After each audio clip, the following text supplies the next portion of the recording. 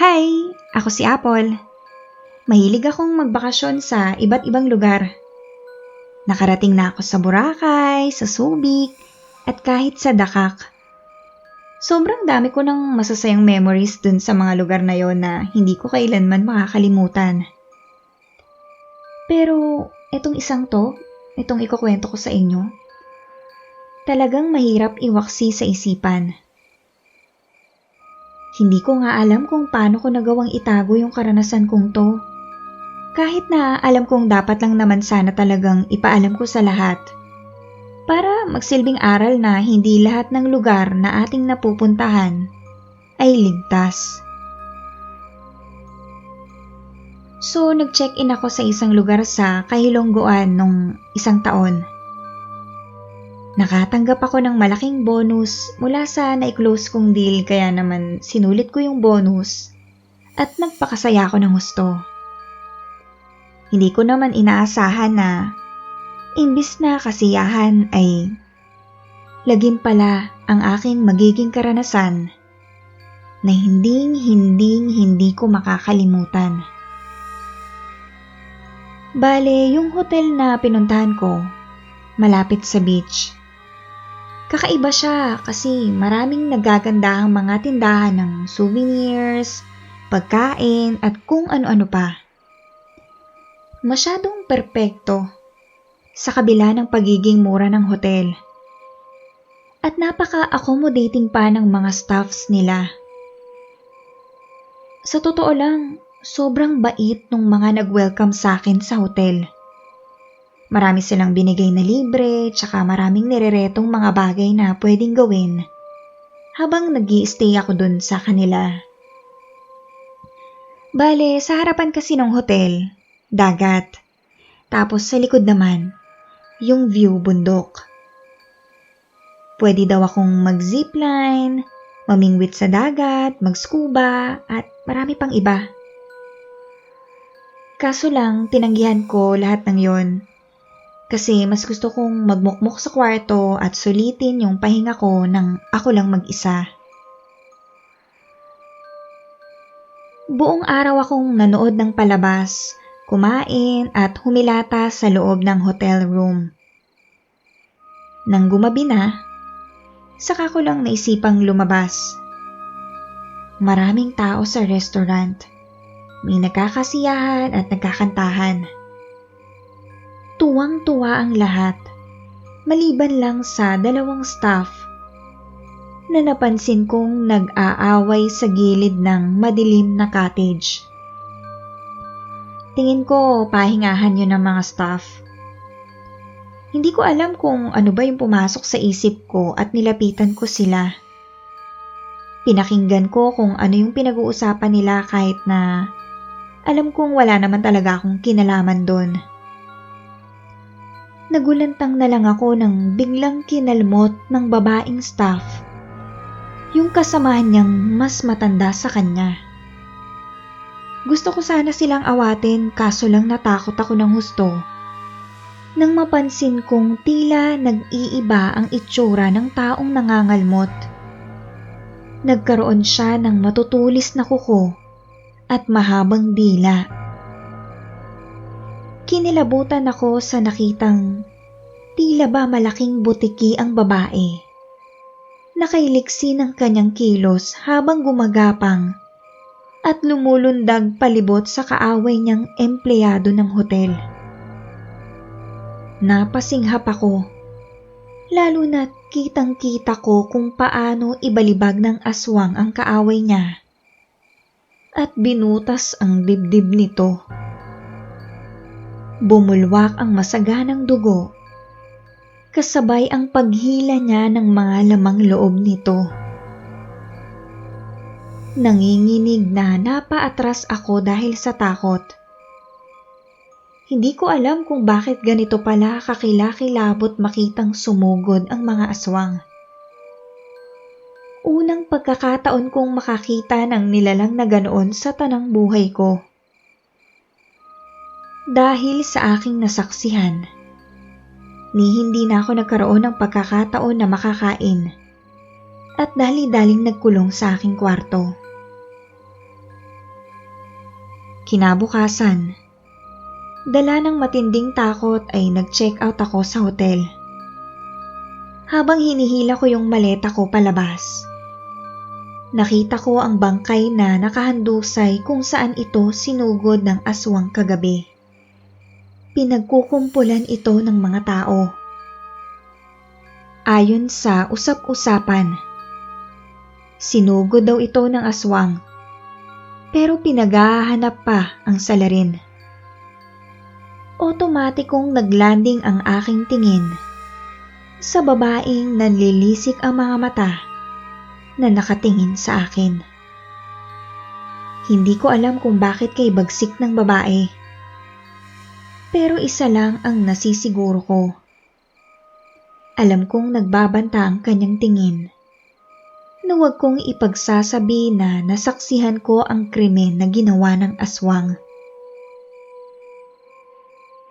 Hindi nila alam at wala silang kamalay-malay na sa kabila ng kagandahan ng kanilang hotel ay may nagtatago palang nilalang na matatawag nating aswang.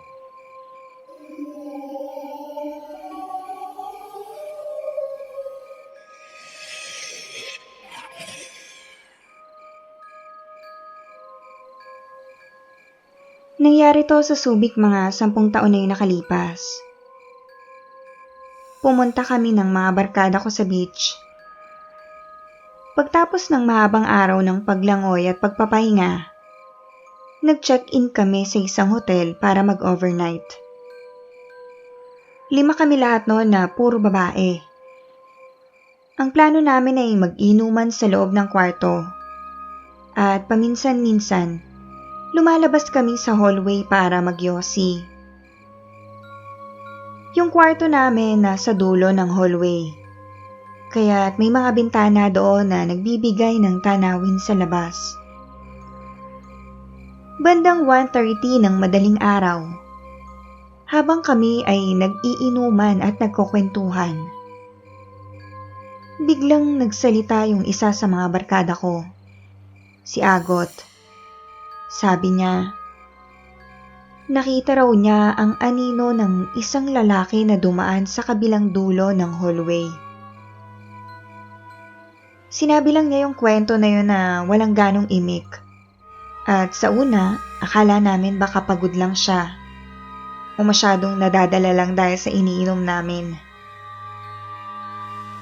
Hindi namin masyadong sineryoso yung sinabi niya, dahil ayaw naming magpanik o magpaniwala sa mga hindi kapani-paniwalang bagay. Nagpatuloy kami sa pag-inom at kwentuhan. Pero parang merong hindi maipaliwanag na pakiramdam ng kaba sa loob ng kwarto. Ang amoy ng alak at sigarilyo ay napapalitan ng malamig na hangin na parang may dumaan. Bago matulog, hindi namin naisip ang sinabi ni Agot. Nag-ayos kami ng mga gamit at nagpunta sa kama. Nang bumalik kami sa loob ng kwarto, tinignan ko ang phone ko at napansin ko na may mga missed calls mula sa tita ko. Napansin ko na ang mga tawag ay naganap sa mga oras ng 12:30 a.m. Nag-alala ko kaya agad kong tinawagan ang tita ko para malaman kung anong nangyari. Pagkasagot niya sa telepono, naramdaman ko ang bigat sa boses niya. Sabi niya, may masamang balita.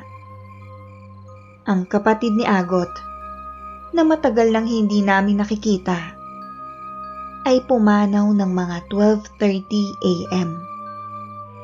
Eksaktong oras na tumatawag siya sa akin. Nang marinig ko ito, hindi ko agad naisip kung paano i-relate ang balita sa anino na nakita ni Agot. Pero bigla akong kinabahan.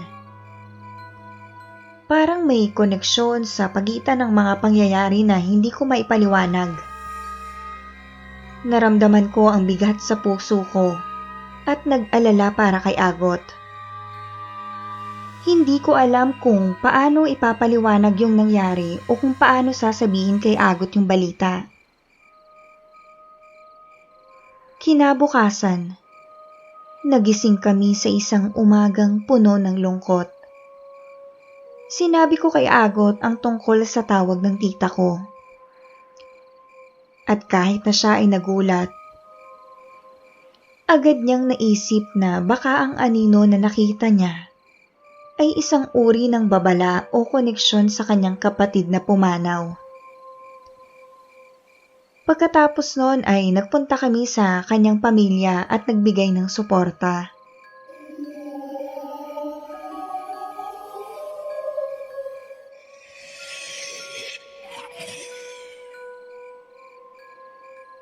Naging trending sa social media ang tungkol sa isang pamosong hotel kung saan napapabalitaang marami na raw guest ang nawawala.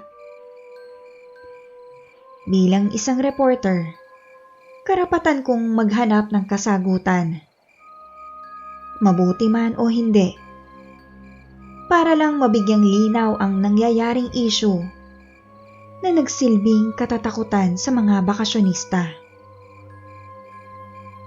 Ako nga pala si Yvonne, 25 anyos. 2 taon na ako sa larangan ng media. At kahit papano ay naging maayos naman ang takbo ng career ko.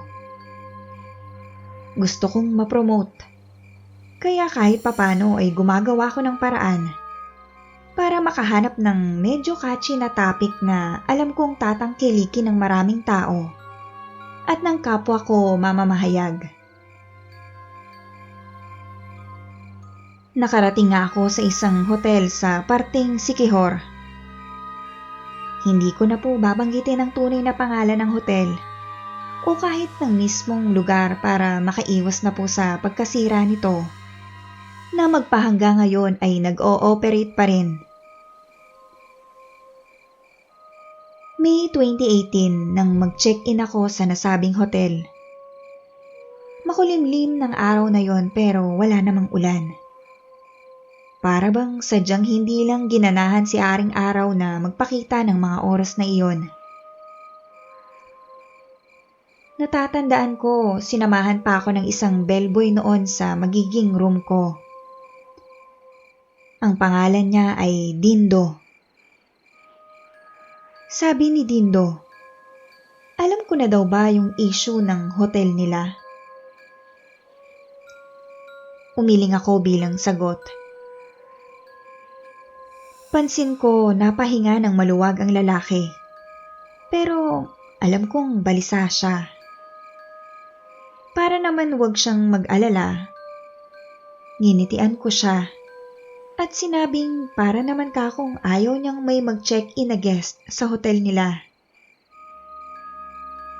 Tipid lang siyang ngumiti. Sabay sabing kung pwede daw mag-iingat ako at huwag nang lalabas ng silid sa gabi. Sumang-ayon ako sa sinasabi niya at nagpasalamat. Hindi ko sinabi sa kanya ang tunay na dahilan kung bakit ako nasa hotel. Dahil kapag nalaman niya ang totoo, baka masira ang bala kong paggawa ng article at kaunting istorya tungkol sa hotel. Hindi ko naman alam na masyado palang delikado ang sitwasyong sinuong ko at medyo mahihirapan akong malusutan ito sa dami ng hakbang na ginawa ko para mapanatiling ligtas sa loob ng hotel. Kinahapunan, naisip kong maglakad-lakad muna sa loob ng hotel hanggang sa makarating ako sa hagdanan papunta sa rooftop. Hindi ko maintindihan kung bakit kakaiba na ang tema ng itsura nito nang makarating ako sa itaas. Pero sigurado akong may kakaibang nangyayari sa lugar na iyon tuwing gabi.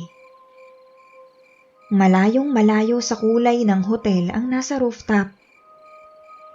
Kulay itim ang pintura niyon at may mga nakasulat na iba't ibang simbolo na hindi ko alam kung tungkol saan.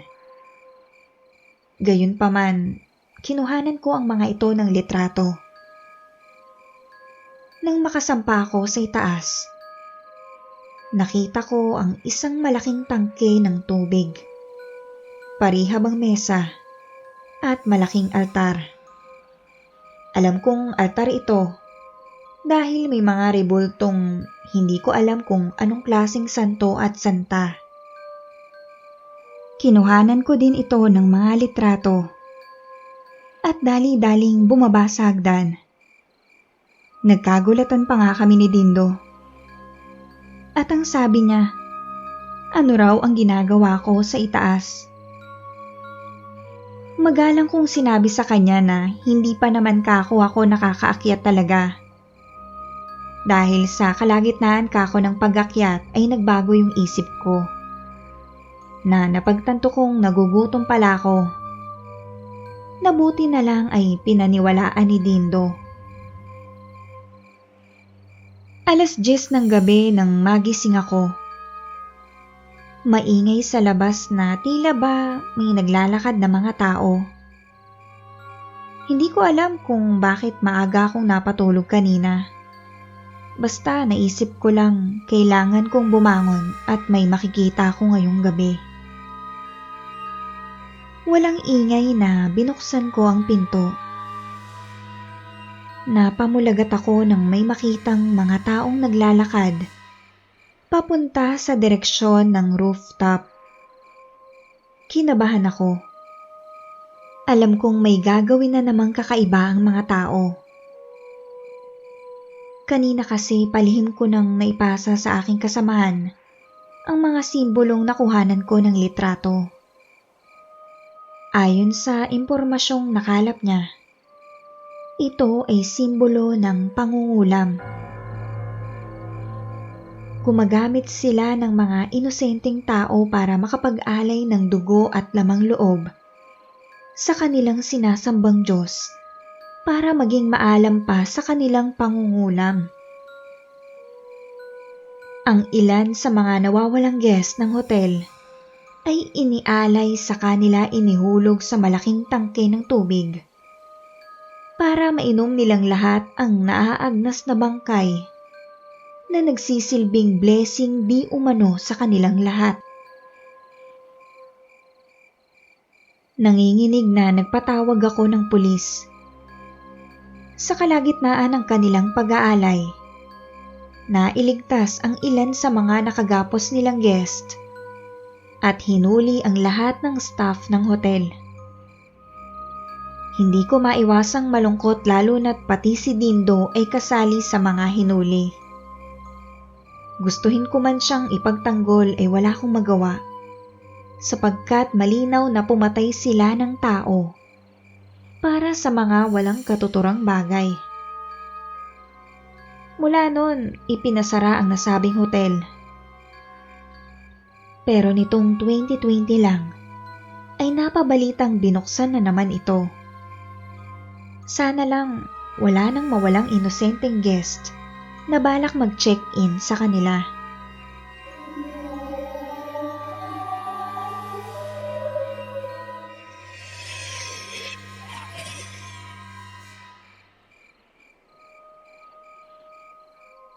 Itong ikukwento ko ay hindi sa akin nangyari. Kwento ito ng isang kaibigan ko. Sa tingin ko kasi nakakatakot yung kwento niya kaya naisipan kong i-share. Nagtatrabaho siya noon sa isang motel. So, ganito yung nangyari. Nung morning shift niya, ang trabaho niya ay mag-round sa mga kwarto para magbigay ng dyaryo sa mga nag-request na guest. So, normal na routine lang yun para sa kanya. Pero isang araw, habang nasa elevator siya para bumaba ng ground floor, nagkaroon siya ng problema. Yung pinto daw ng elevator ayaw daw magsara kahit anong pindot niya sa button. Kinabahan daw siya syempre at naisip niyang baka may sira yung elevator. Napansin daw nung kaibigan ko na Nasa 8th floor pala siya. Bigla daw niyang naalala na ito pala yung floor kung saan nahulog ang katawan ng isang babae na nag-suicide. Kaya't sobrang kinabahan siya at nagsimulang magdasal. Nagsimula siyang magdasal ng 3 set ng Lord's Prayer at Apostles' Creed. Ang sunod na senaryo, weird pero pagkatapos daw niyang dasalin yung mga yun, saka lang daw nagsara ang pinto ng elevator. Pero hindi pa doon natapos yung kababalaghan. Bago daw magsara ng buong buo ang pinto ng elevator, nakita niya na may isang anino na dumaan sa harap ng pinto mula sa kaliwa papunta sa kanan. At ang mukha nito ay nakaharap sa kanya. Pakiramdam niya daw ay parang may iba pang presensya sa loob ng elevator. Ang pakiramdam na iyon ay nagdulot daw ng mas malaking kaba sa kanya. Kaya't hindi niya na alam kung paano siya nakarating sa ground floor. Dahil halos nanginginig na siya sa takot. Pagdating ng night shift niya, ganun ulit yung nangyari. Ayaw daw ulit magsara ng pinto ng elevator kahit anong pindot daw niya sa button. Take note. Nasa 8th floor na naman siya. Nagdesisyon siyang magdasal ulit. Ang oras ng pagdarasal ay tila naging ritual para sa kanya para mawala ang takot. Kaya't muli siyang nagdasal. Matapos ang ilang set ng dasal, bigla na lang ding nagsara ang pinto ng elevator. Pero sa pagkakataong to, nung malapit na magsara ang pinto, nakita niya ang isang malabong anino na parang katawan na nahulog sa sahig. Sobrang nasyak daw siya sa tunog na iyon. Nanghina yung mga tuhod niya dahil sa bigat ng tunog na iyon. Kaya't napaupo na lang daw siya sa sahig ng elevator. Hindi niya na daw namalayan na nakarating na pala siya sa ground floor. Nang bumukas ang pinto ng elevator, nakita daw siya ng coworker niya sa ganoong posisyon. Kaya agad-agad daw siyang tinulungan nito para makatayo at makalabas.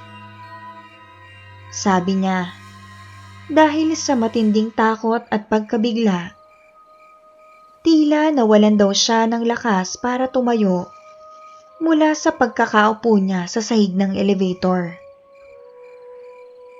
Yung pakiramdam niya daw para siyang nagkaroon ng masamang panaginip na naging totoo. Hanggang ngayon, kapag naiisip niya ang 8th floor o yung elevator, nagkakaroon pa rin siya ng goosebumps. By the way, itong hotel nga pala na to, kilala na rin dahil sa ilang kwento ng mga nag-suicide dito. Yun lang, hanggang dito na lang po yung kwento. Bye!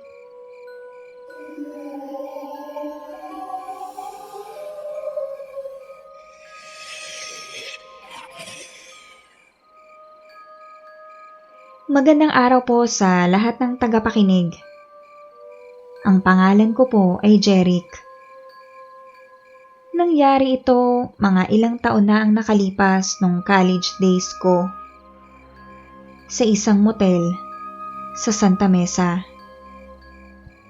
Kasama ko yung girlfriend ko sa isang overnight stay sa isang maliit na motel na medyo luma na. Matapos ang isang mahaba at pagod na araw ng pag-aaral at mga activities, nag-check-in kami sa motel para magpahinga at makabawi ng lakas. At alam mo na,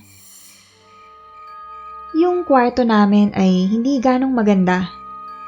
Maliit at medyo dilapidated. Pero okay lang naman sa amin dahil yun lang yung available na mura sa lugar. Yung mga furniture, luma na. Kahit yung CR may pagka-retro na may lumang bathtub at gripo na mukhang hindi na ginagamit ng matagal. Wala na kaming pakialam doon. Ang importante ay makatulog kami ng mahimbing. Nang magising ako sa kalagitnaan ng gabi, natakot ako at namumugto ang mga mata ko. Nagkaroon ako ng nakakakilabot na panaginip. Dun sa panaginip ko, may isang matabang lalaki na nakahiga sa bathtub ng CR ng mismong kwarto namin. Ang senaryo ay sobrang nakakatakot at nakakakilabot. Ang lalaki ay mukhang sugatan at ang paligid ay puno ng dugo. Hindi ko na masyado maalala yung iba pang detalye. Pero ang eksena ay tila totoo at malapit na malapit. Kaya't nagising ako na nanginginig at may kaba. Ginising ko agad yung girlfriend ko dahil sa labis na takot, na noon ay natutulog ng tahimik. Love, gising! May napanaginipan akong masama. Sabi ko, habang sinusubukan kong kalmahin ang sarili ko. Bago ko pa man masimulan ang kwento tungkol sa panaginip ko, nagulat ako nang sabihin ng girlfriend ko na may napanaginipan rin siya na kahawig ng sa akin. Ang sabi niya, sa panaginip niya, may lalaki din sa CR ng kwarto namin na natatakpan ng dugo at humihingi ng tulong. Sabi pa niya, ang lalaki ay mukhang desperado at natatakot at ang buong eksena ay sobrang nakakakilabot na siya ay nagising na nanginginig din.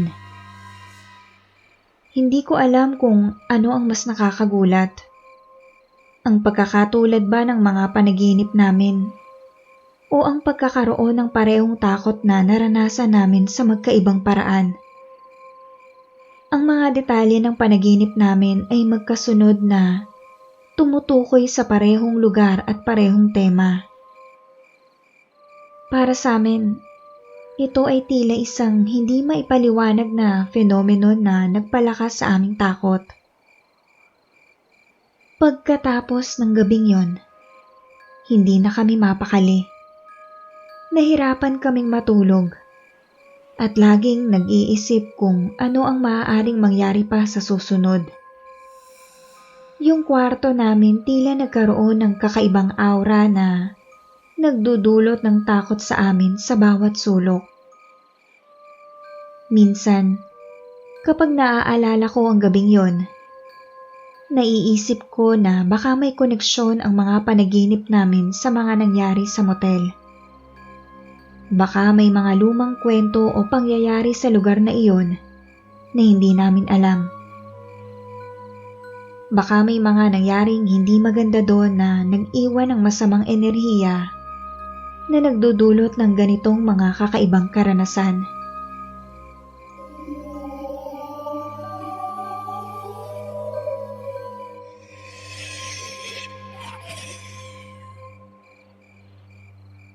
Ako si Jenny. Taong 2008 nang mapagawi ako sa Kabisayaan dahil sa isang seminar na kailangang ganapin na may kinalaman sa aking trabaho bilang isang brand ambassador. Nag-e-endorse ako ng magagandang brands ng bag. Kaya naman kailangang bumiyahe kami sa iba't ibang lugar para naman makuha din namin ang nagagandahang view na mas magpapaangat pa sa ganda ng aming mga bags. Bukod pa doon, mahilig din ako sa adventure. Kaya naman naisip kong humiwalay sa mga kasamahan ko ng hotel para ma-experience ko din kung paano ba mapag-isa. Sa kaka-scroll ko sa internet, may natagpuan akong isang napakagandang hotel na mura na at maganda pang tuluyan. Ang Kaluluwa Hotel. Ayon sa aking pagre-research, ang nasabing hotel ay pagmamay-ari ng isang Meksikana na namatay noong 1 taon. Sa mismong loob ng hotel siya namatay, kaya naman naisip ko, exciting siguro kung makaranas ako ng ilang gabing kababalaghan sa loob. Tingin ko naman ay safe ang lugar dahil sa dami ng staff na naroroon at nagtatrabaho. Nang maitakda nga ang araw ng aming biyahe, humiwalay ako sa aking mga kasama. Ipinangako ko sa kanila na magkikita kami sa lugar kung saan gaganapin ang pictorial kinabukasan. Sa entrada pa lang ng Kaluluwa Hotel, namangha na ako. Para siyang pang 5-star. May pa-welcome bouquet pa sila at inaalalayan ka pa papunta sa kwartong iyong tutuluyan. Nang makapasok ako sa loob ng kwarto, nag-iba na kaagad ang pakiramdam ko. Nariyan yung feeling na parang may nakatingin sa akin. Kaya naman palagi akong napapalibot ng tingin. Magpapasko na, kaya alam kong medyo busy na ang buong syudad. Pero hindi ko lang maintindihan kung bakit ang buong Kaluluwa Hotel ay hindi man lang nagawang makapag-display ng kahit Christmas balls sa loob ng kanilang lobby. Para bang wala silang holidays na sinusunod. Gayunpaman, hinayaan ko na lamang ito. Naisip kong mag-selfie gamit ang aking cellphone. Tutal, bukas pa naman kami magkikita ng aking mga katrabaho. Matapos kong makuhana ng aking mukha sa iilang pose, nasindak ako nang makita kong may katabi ako sa kama. Isang babae. Naka-sleeping gown ng kulay dilaw ang nakiselfie kasama ko. Otomatikong napalingon ako sa aking likuran. Pero wala man lang akong nakita. Nag-iisa ako. Pero sino ang babaeng nakuhanan ko sa litrato? Hindi ko naman makita ng malinaw ang kanyang mukha dahil blurred ito. Kumabog tuloy ng malakas ang aking dibdib. Hindi ko alam kung paano ko nga ba ipapaliwanag ang nakikita ko. Pero kung magpapanik ako, alam ko namang makakaistorbo ako sa ibang guest. Naisip ko, ipaliwanag na lang bukas sa receptionist ang aking napansin para wag na din naman silang mapahiya. Parang ginawa ko na lang normal ang pagliligo at pahinga. Hanggang sa hindi ko na namalayan na nakatulog na pala ako. Bandang 1:00 ng madaling araw nang magising ako. May napapansin kasi akong naglalakad sa gilid ng aking kama. Kaya naisipan kong idilat ng kaunti ang aking mga mata. Madalas kong gawin ito kapag nakakatulog ako sa lugar na maraming tao. Kitang-kita ko ng malinaw ang buong paligid. Hindi ko maiwasang masindak nang makita ang babaeng nakadilaw na sleeping gown. May daladalang gunting at galit na galit. Palakad-lakad pa siya sa malawak na espasyo ng aking kwarto. Unang tingin pa lang, alam ko nang hindi tao ang babae. Wala kasi itong mga paa. Ang haba ng bestida nito ay hindi naman sumasayad sa sahig. Gayunpaman, nagmatapang ako at nilakasan ko ang loob ko. Nagkunwari akong hindi siya nakita. Pero alam kong nakikita niya ako. Sa katunayan, nilapitan niya ako at pinagmasdan mula ulo hanggang paa. sinusubukan niya akong sindakin. Pero hindi ako nagpaapekto. Walang reaksyong nagsuot ako ng jacket at pantalon. Saka na hinablot ang wallet at cellphone ko. Alam kong masyado akong nakampante sa ginagawa ko. Pero halos mamatay ako sa kilabot nang sumalubong sa akin sa labas ng kwarto ang mas napakarami pang multo. Nangangatog sa takot, pinagpapawisan ng malamig at kabadong naglakad ako pababa ng hagdan. Gising na gising ang aking third eye sa totoo lang. Pero pinili kong magkunwari na normal lang ang lahat. Hindi ko alam kung bakit kaninang nagpahinto ako sa taxi na sinasakyan ko sa lugar na ito, ay tinitigan niya ako na para bang nababaliw na ako. Ngayon, nasagot ang lahat ng katanungan ko. Mula sa staff, receptionist, manager at iba pang guest ng nasabing hotel, ay wala ni isa sa kanila ang buhay. Sila ay puro kaluluwa na lang, kagaya ng nakangingilong pangalan ng hotel na ito. Nanginginig na lumabas ako hanggang sa makarating na ako sa kalsada. Saka pa lang ako nakahinga ng maluwag. Mali pala ang hangarin kong gawing adventure ang pagtulog sa lugar na iyon. Napakadelikado. Ang Kaluluwa Hotel ay literal na hotel nga para sa lahat ng multo, masasama man o mabuti.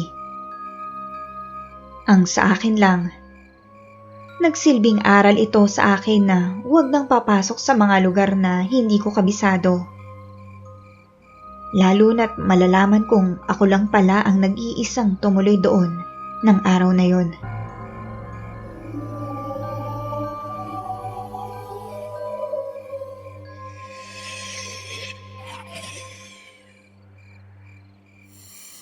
Noong taong 2015, isang grupo ng mga magkakaibigan ang nagpasya na maglakbay papuntang Tagaytay City para sa kanilang weekend getaway. Napili nila ang isang maliit na motel na nasa tabi ng daan at may magandang tanawin ng Taal Volcano. Sobrang excited nila sa kanilang trip at hindi na makapaghintay na makita ang breathtaking na view at mag-enjoy sa kanilang bakasyon. Ngunit, hindi nila alam na ang kanilang dream getaway ay magiging isang kwento ng takot na hindi nila malilimutan. Pagdating nila sa motel, nung unang gabi, agad nilang napansin na ang lugar ay mukhang tahimik at simpleng-simple. Ang motel ay medyo luma na, pero mukha namang maayos at malinis.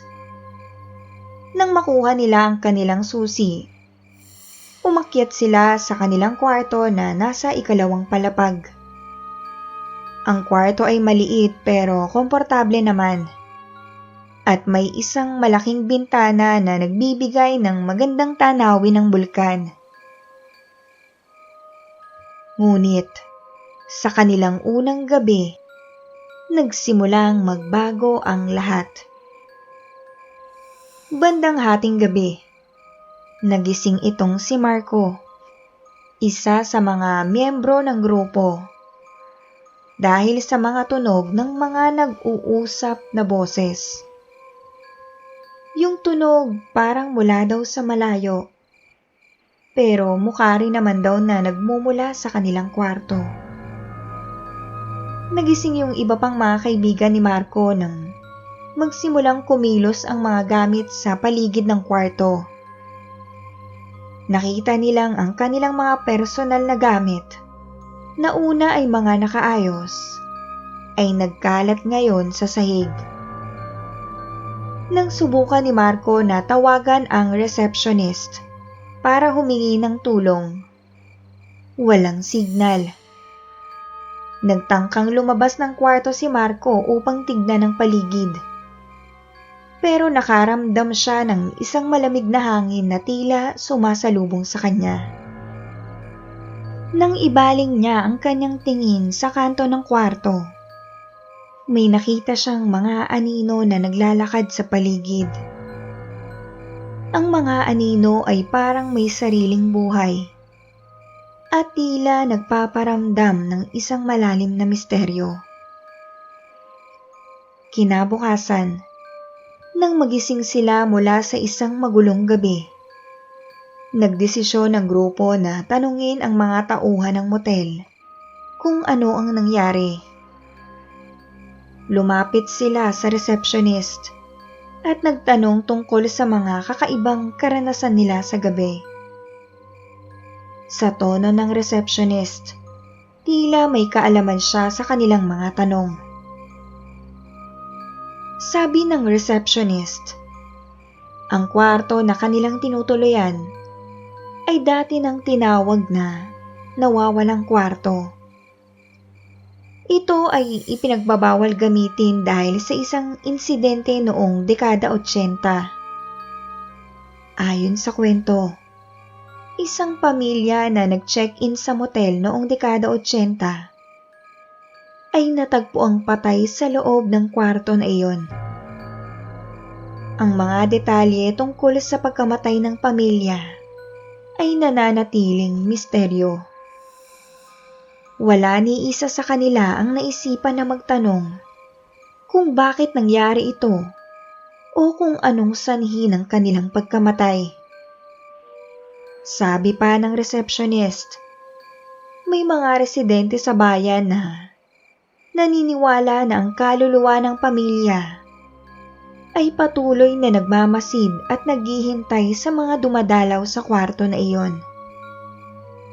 Ang mga hindi may paliwanag na tunog at mga anino ay tila mga palatandaan na ang kaluluwa ng pamilya ay nag-aantay pa rin na malaman ang kanilang kwento. May mga ulat din ng mga bisita na nakita ang mga estranghero sa paligid ng kwarto na nagmumula sa madilim na kanto ng kwarto. Natuklasan ng grupo ang isang hindi inaasahan. Habang nag-iimpake sila upang umalis, napansin nila na may isang maliit na piraso ng papel sa ilalim ng isang lumang drawer. Nang buksan nila ang papel, natuklasan nila ang isang lihim na naglalaman ng mensahe mula sa isang dating bisita ng motel. Ang liham ay nagsasalaysay ng isang kwento ng madugong pagkamatay ng pamilya noong dekada 80. Ang liham ay nagsasaad na ang pagkamatay ng pamilya ay hindi aksidente, kundi isang krimen na ginawa ng isang tao na kilala sa motel. Ang may akda ng liham ay nag-iimbestiga sa kaso, ngunit walang makuhang ebidensya upang mahuli ang kriminal. Ang liham ay naglalaman ng pangalan ng kriminal at ilang detalye kung paano siya maaaring matagpuan.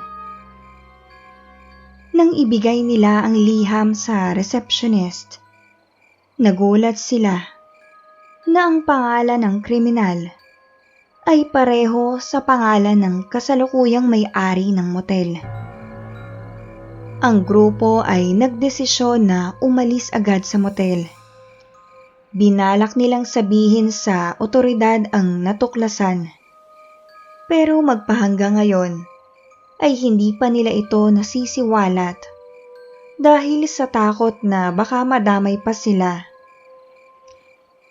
Naging isang malaking bahagi ito ng kanilang karanasan, hindi lamang dahil sa takot, kundi dahil sa pagbubukas ng kanilang mata sa masalimuot na mundo ng mga lihim at misteryo na nagtatago sa likod ng mga tahimik na lugar.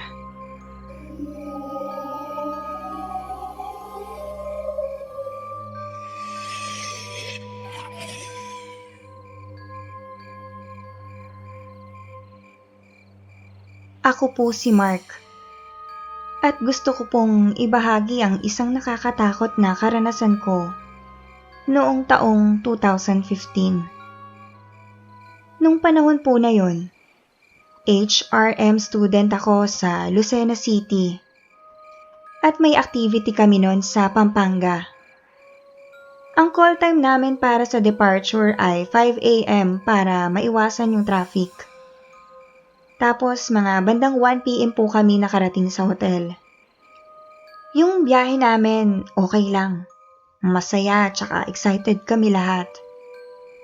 Pero nung pagkababa ko ng bus, biglang nagbago yung pakiramdam ko. Tapos pagdating ko sa entrance ng lobby, ramdam kong ang bigat ng vibes at kakaiba na yung pakiramdam. Hindi ko alam kung bakit, pero hindi ko na lang pinansin at nagpatuloy ako sa pagpasok. Makalipas ang ilang oras, mga 7 p.m. na yon, nasa kwarto na ako kasama yung 3 barkada ko. Wala kaming ginagawa nun kaya naisipan kong mag-shower. Habang naliligo ako, hindi ko napansin na umalis na pala yung 3 barkada ko at pumunta sa pool area kung saan nandun yung iba pa naming mga kasama. Habang naliligo ako, narinig ko ang mga yabag ng paa at tunog ng bagay na parang bumabagsak sa sahig. Sandali akong natigil noon pero hindi ko na lang yun pinansin at nagpatuloy sa pagligo. Paglabas ko ng CR, sobrang lamig kasi bukas yung aircon. Habang nagbibihis ako, ramdam ko ang pakiramdam na parang may nakatingin sa akin. Tumindig ang balahibo ko, pero nagpatuloy pa rin ako. Pagkatapos kong magbihis, nagdesisyon akong sumunod sa mga barkada ko sa pool area dahil mag-isa lang ako sa kwarto at ang boring. Binuksan ko ang ilaw sa closet area at pinatay ang main light. Pero nung palabas na ako, doon ko nakita ang 2 bata. Wala silang mukha. Nakatayo sila sa gilid malapit sa closet area. Yung isa pa nga, nag-gesture ng kamay na parang nag-hi. Nanlaki yung mga mata ko. Hindi agad ako nakagalaw. Ilang segundo kong napatigil bago ako mabilis na umalis. Tumakbo agad ako papunta sa pool area at ikinuwento sa mga barkada ko ang nangyari. Nagulat ako nang malaman kong isa sa kanila ay nakaranas din ng kakaibang pakiramdam sa kabilang kwarto habang nag-aanpak kami ng mga gamit. Naramdaman na namin ang takot sa gabing iyon. Pero hindi lang doon nagtapos ang lahat. Nung araw din na yon, bandang 12:00 ng madaling araw, gusto kong magtimpla ng kape sa food hall dahil hindi ko ma-imagine ang araw ko na walang caffeine. Natutulog na ang mga kasama ko nung mga oras na yon. Habang naglalakad ako papunta sa food hall, may mga tao pa rin na gising at nagyoyosi sa gilid ng building.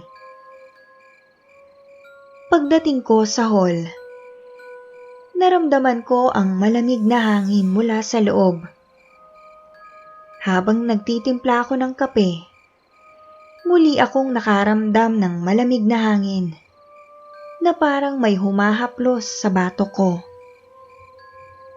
Nang lingunin ko, may nakita akong isang tao na nakasuot ng all white sa dulo ng food hall. Nagulat ako nang biglang nawala ang tao sa harapan ko.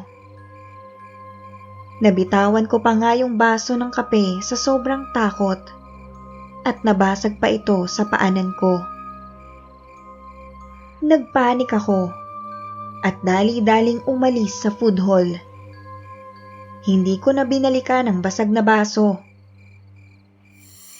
Hindi ko talaga na-enjoy yung stay namin doon. 2 paranormal experiences sa loob lang ng isang araw. Ayoko na. Hindi na ako babalik sa hotel na iyon. Kahit kailan.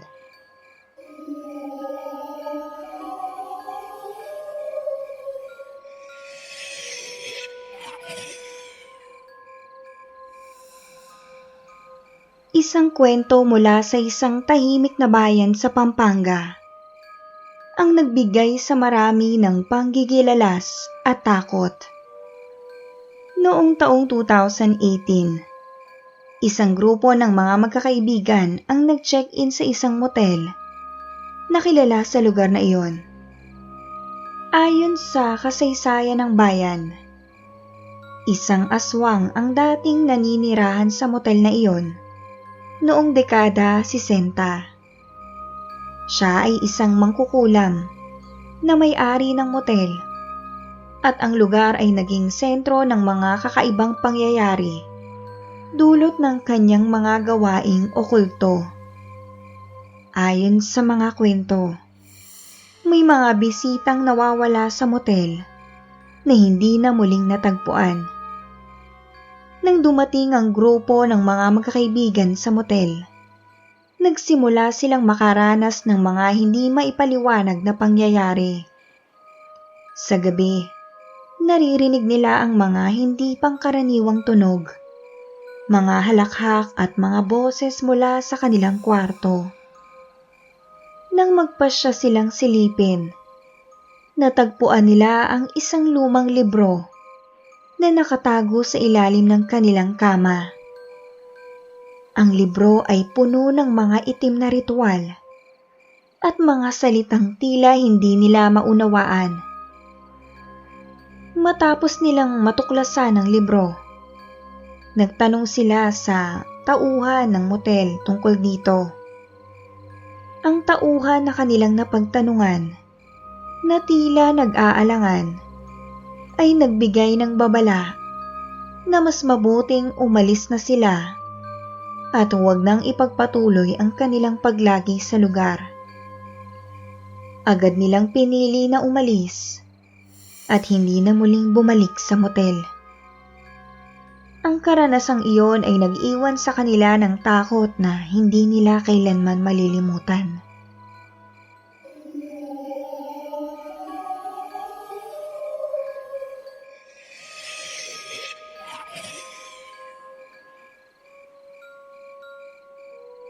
Taong 2019, dumating kami ng asawa kong si Carlos sa Davao para sa isang business trip at nagdesisyong mag-check-in sa motel na to.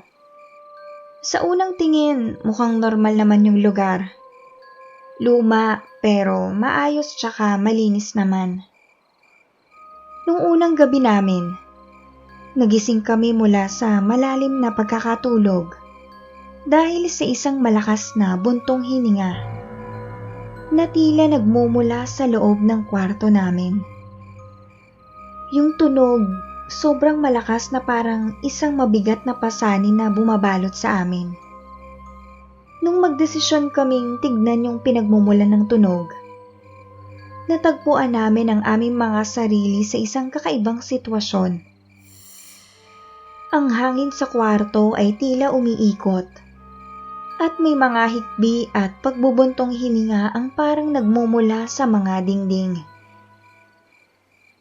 Kinabukasan sa lobby, tinanong ko yung receptionist,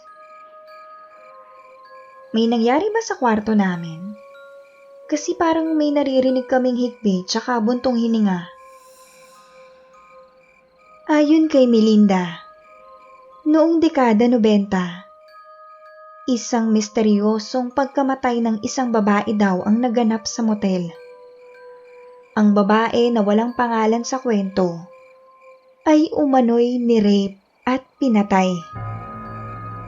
Ayon sa mga lokal, ang kanyang kaluluwa ay hindi daw matahimik at nagdudulot ng mga hindi maipaliwanag na tunog sa lugar.